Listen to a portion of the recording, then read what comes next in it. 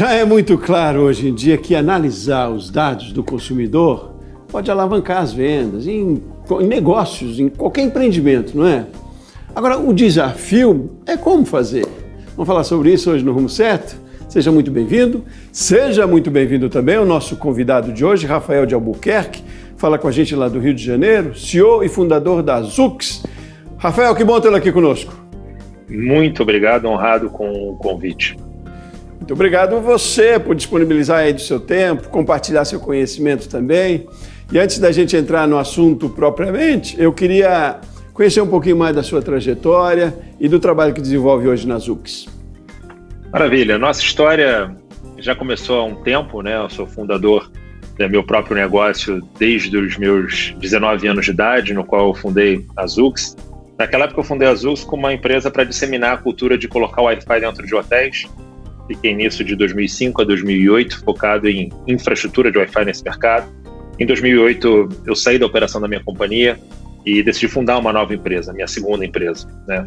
E aí a gente, nessa segunda empresa chamada Flicom, a gente colocava Video on Demand dentro dos hotéis, uma tecnologia que a gente viu isso nos Estados Unidos acontecendo, e infelizmente essa empresa acabou não dando certo, tinha alguns investidores e tudo mais, mas não era momento para o Brasil ainda para absorver essa tecnologia. Em 2010, esses investidores e eu decidimos recomprar a operação da Zoox e focar em criar a maior plataforma de gestão de conectividade para hotéis na América Latina. Então, a gente focou nisso de 2010 a 2016, e eu brinco que em 2016, no meu auge dos 30 anos de idade, eu decidi pivotar um pouco a história e a ideia de ser uma plataforma de gestão de conectividade para hotéis, uma grande plataforma de dados. Eu ouvia muitos falar dados, tive uma época, um período fora do Brasil, um mês para poder entender como é que eu ia pivotar essa minha empresa.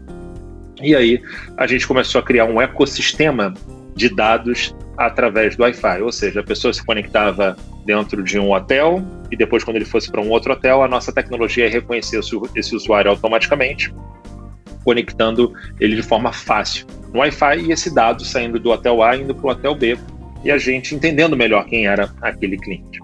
Só que a história não começou a dar muito certo inicialmente no mercado hoteleiro e começou a dar muito certo no mercado de outros mercados, né? A gente ganhou a licitação do aeroporto Rio Galeão, com a promessa de que a gente colocaria os hotéis depois nessa nova tecnologia para poder criar essa interconexão, como se fosse uma espécie de Smart City, por exemplo.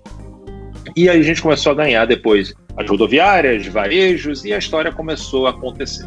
Sobre essa ideia, naquela ocasião, de 2016 a 2018, a gente demorou um ano para ter 1 milhão de usuários, né, dentro desse nosso ecossistema de Wi-Fi, e hoje a Zoox tem 1 milhão de usuários a cada 3 dias, aproximadamente, ou 2 dias. Né? Em 2018, começamos a ter os aportes de investimento, a gente começou a ter uma história muito mais robusta, com os maiores grupos de shopping center utilizando a gente, os maiores aeroportos, e a gente só entra na camada de software, não existe uma rede chamada Zoox, né? A gente é a empresa por trás das grandes operadoras de telecom, quando elas oferecem lá XPTO Wi-Fi ou qualquer coisa Wi-Fi, nós somos aqueles caras por trás, né? Em 2018 fui morar nos Estados Unidos, passei 4 anos nos Estados Unidos, e hoje a gente tem o orgulho de falar que somos uma empresa brasileira que estamos aí presente em 20 e poucos países. Começamos pequenininho no Rio, depois no Brasil, e hoje atendemos clientes emblemáticos, como todo o metrô de Nova York, todo o metrô de Barcelona, todos os aeroportos de Portugal, os principais aeroportos do México, e fomos nos espalhando por aí, gerando uma massa de 40 ou 40 e poucas milhões de conexões todos os meses da nossa solução. E um ponto muito importante foi exatamente aquilo que você falou na chamada, né? Nenhum cliente nosso grande sabia usar os dados que a gente trazia. E aí eu comecei a perceber, desde 2018, 2019, que todo mundo fala sobre dados, dado é o novo petróleo, machine learning, né? Agora a inteligência artificial, e todo mundo muito preocupado com o hype e pouca pessoa de fato, poucas empresas de fato colocando a mão na massa e utilizando aquilo. E a sensação que a gente tem é que está aprendendo muito sobre isso, né? Estamos todos neste caldeirão de transformação digital, mas há essa percepção, a gente tem discutido muito isso aqui no canal Empreender também, né? Do que mais do que a transformação é a evolução digital, né? Não adianta a gente estar dentro do mercado, acessar os dados, se não souber utilizar, né? Que é essa bem a questão. Mas a gente já está nesse processo avançado, eu diria, ou bem encaminhado, de uma boa leitura dos dados para que isso converta mesmo, no caso do varejo, em vendas. Como é que a gente está ainda nisso ou precisa aprender muito? Perfeito. Eu acho que já teve pior. A minha maior preocupação é as empresas sempre se preocuparem com hype. Hype é tudo aquilo que ela ouve falar. Eu quero falar de metaverso, quero falar de inteligência artificial, quero falar como é que eu coloco o chat GPT dentro da minha organização. Eu falo assim, calma, né? Eu tenho até estava num painel uma semana passada, estava falando de uma ligação. Uma vez um vice-presidente de uma grande rede hoteleira me ligou e falou, isso tem um ano e pouco atrás, falou, Rafael, eu queria te convidar para você vir aqui falar comigo sobre metaverso, né? A gente está pensando em montar um comitê de metaverso, a gente está pensando em olhar para essa história toda. Eu falo, antes de você montar um comitê de metaverso, por um acaso eu estou dentro do seu hotel agora, e era uma verdade, estava dentro do hotel dele. Por que você não monta um comitê de tomada do lado da cama, né? Pensar fazer o básico. As empresas têm que começar a pensar em fazer o básico. Como é que eu coleto o dado, respeitando a Lei Geral de Proteção de Dados? Como é que eu qualifico o dado? Como é que eu entendo esse dado? E a partir dali eu começo a fazer novas ações com dados, não só os insights. Insights com a ação dessas informações. Então, respondendo assim, eles entenderam que, e estão começando a entender mais, que o dado ele é um meio, ele não é o fim. O que as empresas têm que se preocupar é qual dor que eu tenho e que eu vou usar o dado para resolver essa dor. É isso. Qual dor e qual dado que eu vou usar para resolver essa dor? Começar de trás para frente, não de frente para trás. Porque muitas empresas falam assim, eu vou querer qualificar dado, quero enriquecer, quero botar chat. Mas para que você quer fazer isso? Com qual dado você quer trazer extra para poder fazer isso? E muita empresa não sabe. Então foca no seu core, na sua dor, para aí sim você trazer uma empresa de dados para te ajudar, auxiliar a resolver esse problema.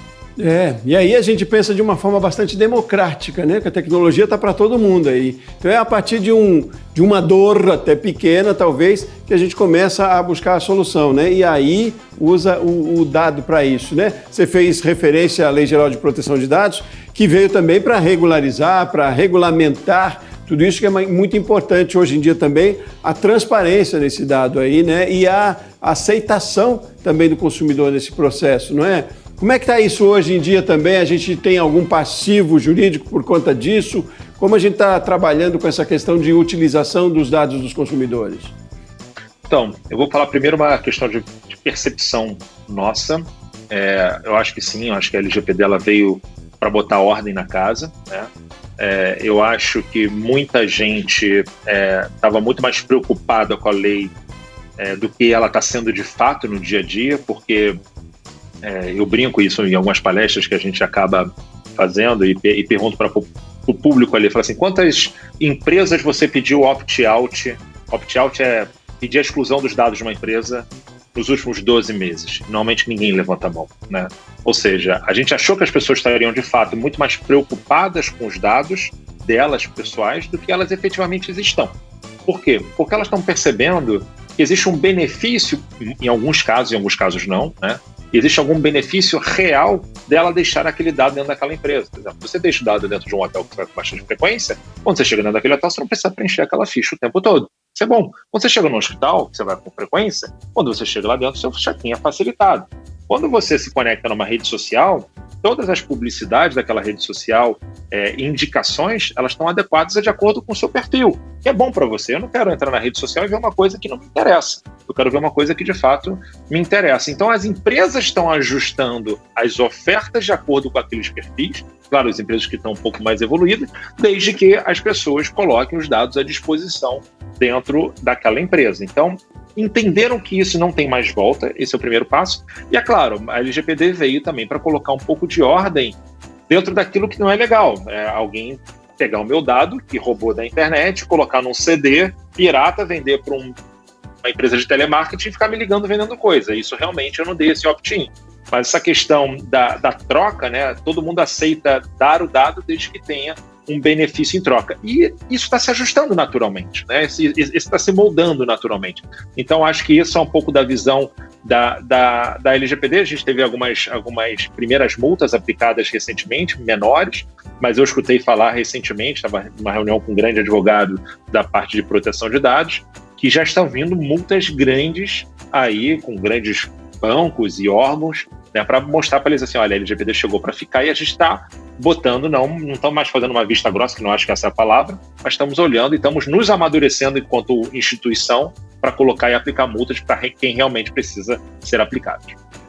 E é uma questão de equilíbrio, né? Nessa utilização dos dados, uma questão até de bom senso, talvez. A tecnologia nos favorece nesse sentido, porque às vezes também é interessante, sim, precisa da correlação aí do consumidor em aceitarem fornecer os dados e entender, e aí é uma questão cultural, né, do quanto isso é benéfico, sim, até para a agilidade do seu tempo, mas, enfim, para lhe direcionar para o que mais lhe interessa, né, enquanto consumidor.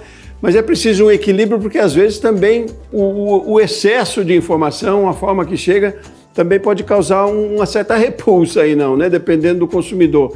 Vamos falar um pouco mais sobre isso, Rafael, na sequência, de qual é o nível dessa relação com o consumidor, das empresas com o consumidor, a partir dos dados que ela utiliza também, e que futuro a gente tem por aí, né? Porque você fez referência ao ChatGPT, beleza, tá por aí, a gente usa, mas é de todo assim tão benéfico, tão eficiente, por onde ele é, né?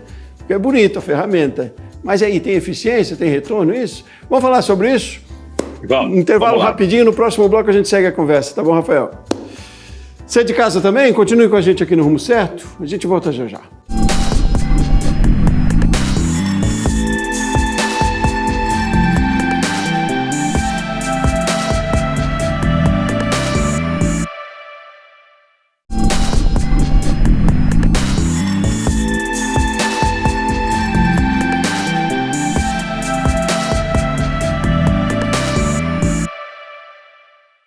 De volta com o Rumo Certo, mais uma vez, seja muito bem-vindo. Hoje estamos falando aqui sobre análise do comportamento do consumidor a partir dos dados e como utilizar esses dados. E é aí que está o grande desafio, não é? Vamos continuar na conversa? Lá do Rio de Janeiro, comigo, Rafael de Albuquerque. Rafael, me conte um pouco, em que momento a gente está vivendo da tecnologia? Fiz uma provocação na passagem de bloco, do equilíbrio talvez que tenha que se ter, não sei se posso usar o termo bom senso, para a utilização e de forma eficiente nessa relação com o consumidor quando se trata dos dados que ele dispõe. E aí, nesse sentido, com tudo que a gente tem aí de ferramenta disponível à mão, em que momento a gente está vivendo? Vamos lá. Eu acho que com relação primeiro ao bom senso, né? A Lei Geral de Proteção de Dados fala muito sobre isso. Quando a gente fala de bom senso, você tem que ter clareza do que você vai coletar do seu consumidor e do que você vai fazer com esses dados todos, né? Então, é uma das coisas que a gente sempre fala para os nossos clientes, a gente atende aí clientes, no Brasil, 1.600 clientes, grandes bancos, grandes instituições de saúde, sempre ter clareza, sempre ter a boa-fé, né? Eu brinco que aqui na Zux a gente tem todos os ISOs, compliances, auditorias e tudo mais, mas antes de mais nada, nós somos uma empresa do bem, custe o que custar. Esse, para mim, é o melhor valor. Então, quando a gente é uma empresa do bem e a gente fala para as empresas que a gente atende elas serem do bem e cuidarem dos dados da melhor forma possível, esse é o primeiro norte que as empresas têm que ter, né? E na segunda norte é, de fato, deixar muito claro, olha, Rafael, a partir desse momento eu vou coletar seus dados, vou fazer isso com seus dados, e você a qualquer momento pode falar comigo para poder excluir e acabar esse jogo, né? Isso tem que ser sempre muito fair, muito claro, tá? E isso é uma das coisas que a gente mais indica para as empresas todas terem essa clareza e essa relação com os consumidores e usuários finais. Indo para a segunda pergunta, em que momento a gente está? Esse é um momento que às vezes me preocupa um pouquinho e é um pouco assustador, né?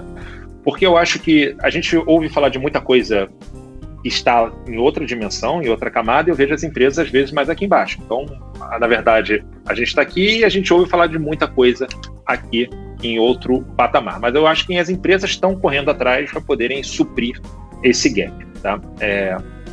Quando a gente fala de momento que a gente está, e eu falo um pouco do assustador, eu acho que todo mundo se assustou um pouquinho com o ChatGPT, não só pelas respostas que ele dá, mas a quantidade de aplicação que ele traz e quanto isso pode mudar as nossas relações empresariais, as nossas relações pessoais e tudo mais, né? Por exemplo, eu estou indo fazer uma palestra no sábado, e eu gostaria, nessa palestra, eu fiz toda toda a minha apresentação, eu pedi para o ChatGPT e um plugin do ChatGPT me ajudar a criar esse conteúdo que eu ia falar. E esse conteúdo foi automaticamente criado para mim. Rápido, fácil, muito simples, né? E eu precisei cada vez menos do meu time me ajudando a criar esse tipo de conteúdo. Exemplo, aqui na Zux, como eu falei, a gente tem milhares de contratos, né? A gente criou hoje em dia, recentemente, estou falando das coisas para uso próprio, né, que chamaram bastante a minha atenção, como empresa, como empresário. A gente está usando um plugin, que a gente está colocando, plugin que eu falo é como se fosse um app que está integrado com o ChatGPT, né, que a gente contrata mensalmente, e a gente pega todos os nossos contratos e a gente arrasta para dentro dele. Ou seja, digamos que eu tenho um contrato com você, peguei esse meu contrato que estava em PDF e arrastei para dentro dessa solução. Essa solução imediatamente entende o meu contrato todo. Ou seja, eu quero saber qualquer coisa, qualquer informação relacionada àquele contrato, quando é que ele vence, qual é a multa, qual é a vigência, qual é o prazo, qualquer coisa, eu pergunto para essa solução, ela me responde completamente. Então, isso começou há 6 meses atrás. Isso vai mudar completamente a relação entre pessoas, empresas, e eu brinco que é assustador. E fala assim, quem sabe sobre isso no futuro, eu acho que está mentindo agora, porque a gente não tem nem ideia. Isso vai facilitar para os carros autônomos, isso vai facilitar para os aviões autônomos, mas isso vai mudar a forma como a gente se relaciona com as coisas, como é que a gente interage com as coisas. Eu acho que isso vai mudar positivamente, né? A gente tem que ver o lado positivo. Pode ter, obviamente, que todo lado positivo também traz algum lado negativo, mas é evolução, como a eletricidade foi, como o smartphone foi, mas o AI chegou para poder mudar as relações e faz parte, tudo bem. O que se precisa é saber administrar tudo isso, né? Agora tem uma máxima em tudo isso, né, Rafael? Ao mesmo tempo aí que a gente fala das facilidades que a tecnologia proporciona, e muito aí para efeitos de processos, por exemplo, dentro das empresas, né? Para o caso como você citou aí da palestra, mas é claro que precisa ter o Rafael antes disso, né? Para que o chat responda. E aí quando eu digo da máxima é nisso tudo, apesar de tudo e com tudo, que são as pessoas, né? Nada vai funcionar da tecnologia se não tivermos essa atenção, né? E assim, com o consumidor, mesmo tendo o dado dele como se fosse tudo dele, mas sem ter a relação mais humanizada, e também dentro das corporações, a tecnologia também não se sustenta por só, não é, Rafael? Como é que você vê? Total. Se você parar e pensar, o mundo ele foi tendo revoluções talvez maiores que o ChatGPT. A eletricidade mudou a forma como as pessoas se comportam e mudam. E quando lançou a eletricidade, imagina a quantidade de gente, os vendedores de vela, os vendedores de fósforo, todo mundo falou que o mundo ia acabar, e isso aqui elas foram se adaptando. E aí você vai na época do smartphone e você vê a relação, a facilidade. Não, as operadoras de telefonia elas vão acabar, porque todo mundo falando, as operadoras de telefonia elas foram se readaptando e todo mundo vai se readaptando. E tá tudo bem, a gente só precisa entender que uma nova tecnologia chegou, a gente precisa se adaptar a ela, se aliar a ela, mas você também pensar pelo lado que, nem eu falo, existe a preocupação humana do meu emprego do futuro, será que eu vou ter serventia para o meu negócio? E a quantidade de inteligência, vão ser mais cabeças pensando na cura do câncer, vão ser mais pessoas pensando em curas de doenças infantis, vai ser mais inteligência pensando em crimes, em um monte de coisa que vai nos ajudar para ter uma civilização, não sei se mais justa, mas diferente, de uma nova forma, de um novo aspecto. Eu gosto de enxergar o copo sempre meio cheio, né? E falar assim, chegou para nos ajudar, para nos auxiliar. Sim, é bom entender que a gente está sempre juntos, estamos todos juntos nesse processo também, né? Ele não é, infelizmente, exclusivo, nunca, né? Ele é de inclusão, é sempre de inclusão, por isso a democracia da tecnologia, a gente pode acessar aí pelo smartphone, infelizmente todo mundo tem, ou pelo menos boa parte da população, é claro que a gente tem que considerar quem também, ainda a gente tem que melhorar muito em políticas públicas, talvez de acesso, enfim, mas é bom pensar que as oportunidades ou as ferramentas, as condições estão à mão. E para empresas, o quanto isso reverte em negócios também, o quanto é importante. Mas gosto muito dessa máxima de pessoas à frente de tudo, né? A humanização nas relações cada vez mais também, né? Aliás, esse é um outro tema também que você aborda bem e defende, né? Que é a retenção. Retenção eu não gosto muito do termo, mas é quase que fidelização de pessoas dentro das corporações. As pessoas trabalham hoje em dia, tinha aquela máxima de que é preciso estar feliz para produzir. Teve uma época que vivemos que era muito voltada a condições estruturais dentro das empresas, talvez até uma possibilidade de soneca depois do meio-dia. Não é isso exatamente, a gente passou por esse esquenta nesse sentido, mas hoje também tem um outro momento nesse sentido e que é importante também, não é, para a produtividade? Eu acho que sim. De novo, eu acho que teve a máxima da pandemia. Eu acho que a pandemia ela deu uma chacoalhada na forma como a gente pensa em emprego, na forma como a gente pensa em produtividade. Eu acho que o mundo está se readaptando. Veja aqui pelo meu próprio negócio e outras empresas de tecnologia, né? A gente está entendendo, o melhor é híbrido, o melhor é em casa, como é que é a melhor ferramenta de trabalho. Só para você ter ideia, a gente estava falando um pouco sobre ChatGPT, eu estava vendo outro dia um banco, uma dessas palestras que eu estava participando, ele está criando uma contra-inteligência de aplicação de vaga para o ChatGPT, porque as pessoas que aplicam para aquela vaga estão utilizando o ChatGPT para poder criar, né, as respostas ali, serem os melhores colocados, e eles estão criando uma contra-inteligência para poder saber se foi o ChatGPT que escreveu aquilo ou não. Então, de novo, exatamente, eu adoro essa maluquice que a gente está vivendo, porque é onde que vai criando um monte de oportunidades. Você está me entrevistando, você está longe de mim, tá? E está tudo bem, e a gente está se entendendo aqui. Será que amanhã você vai estar entrevistando o Rafael, que escreveu alguma coisa e eu estou com o meu avatar aqui e sou eu falando, ou meu avatar da minha inteligência artificial falando? Hoje parece maluquice você pensar dessa forma. Parece loucura. Mas eu estou vendo grandes empresas de tecnologia apresentando seus resultados com avatares. A pessoa não está ali. Quem escreveu foi o pessoal de relação com o governo, relação com os investidores, o pessoal de RI.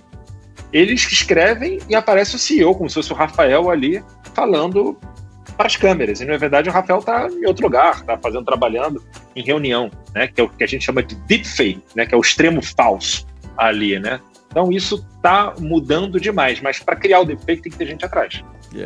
Para criar lá o comercial da Elis, tem que ter gente atrás. E elas estão se entendendo, elas estão entrando. Assusta, né? O Conar veio ali tentando tirar a publicidade do ar, o fulano tentando botar limitação na publicidade. E que eu falo, tem as partes boas e as partes ruins. A parte ruim é que um dia seu filho vai te ligar com a sua voz, que na verdade não é seu filho. E como é que isso vai ser? Precisa a gente entender isso, admitir isso também, né? Impacta, né? E é bom, às vezes até causa polêmica, que pode ser bom também, mas é aí que a gente vai construindo, né? Bom o exemplo aí do comercial da Maria Rita e da Elis.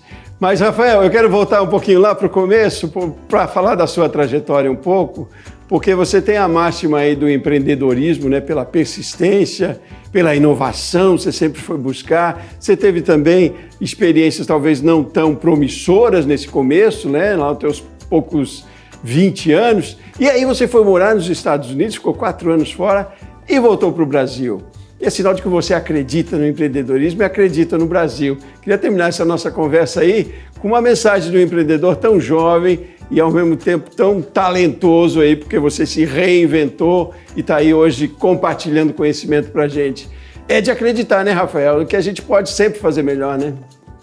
Eu brinco que se você pode sonhar, você pode fazer, né? Eu vim de uma família de classe média, meu pai é funcionário público, minha mãe era consultora de empresa, não tinha investidores, foi desafio, comecei sem R$1 no bolso, tem uma empresa de tecnologia, acho que posso falar hoje mais robusta, não sei fazer uma linha de código de programação, tive o sonho de ir para os Estados Unidos para poder levar uma tecnologia e mostrar para o brasileiro que é possível sim, que a gente pode lutar de igual para igual lá fora, e a gente ganhou de concorrências importantes, relevantes, empresas multibilionárias, e a gente ganhou pela nossa resiliência.